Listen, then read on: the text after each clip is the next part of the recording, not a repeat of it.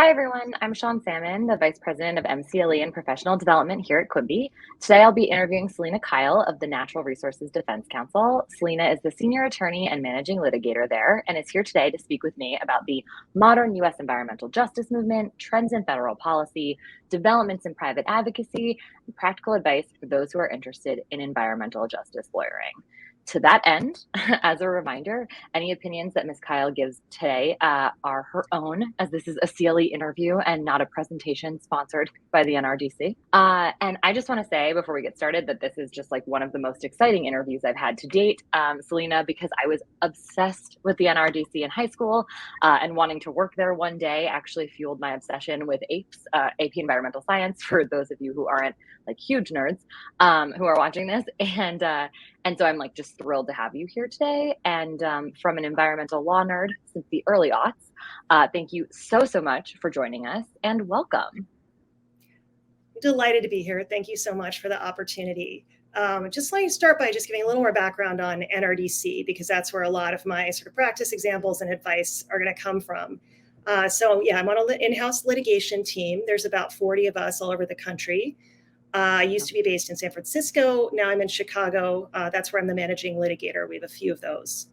And I'm just really excited to talk about some of the opportunities I've had to work with environmental justice advocates on site-specific environmental justice fights here in Chicago and around the country. I think that they're the true experts on environmental justice advocacy. And so most of what I'm going to share, I've learned from them, really. But I'm really happy to tell you more about the field. It's just really exciting. So thank you. So the first question for you, what does environmental justice mean? And what are we really talking about when we say environmental justice? Yeah, that's actually a big question. I think there's a lot of competing definitions, as often the case with, an emerging concept in the law. So I'll start with how I think about it. I think about it, pretty simply as an effort to right injustice, right? To right the injustice of polluting facilities being highly concentrated in certain areas, typically near people who have relatively little political and economic power to resist that. And we can all think of examples of that in our own lives, I think. The pattern's been with us for a long time. I think the environmental justice terminology, that came into the mainstream in the early 80s. There were some fights in the South around some dumps. There's one in Warren County, North Carolina, in particular, a landfill there.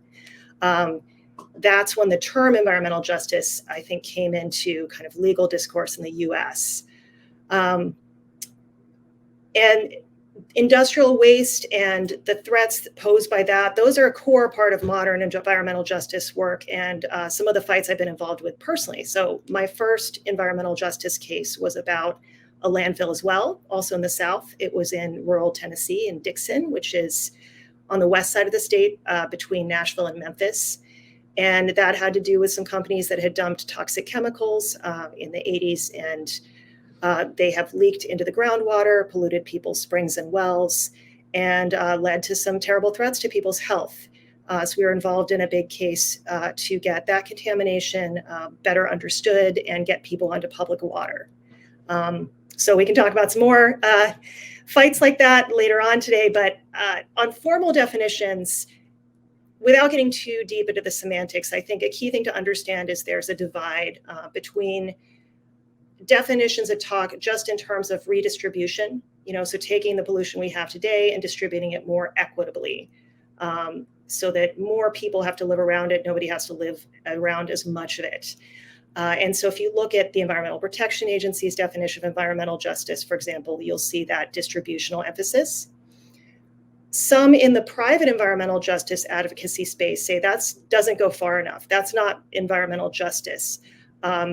Environmental justice has to do with actually eliminating those pollution burdens for everyone.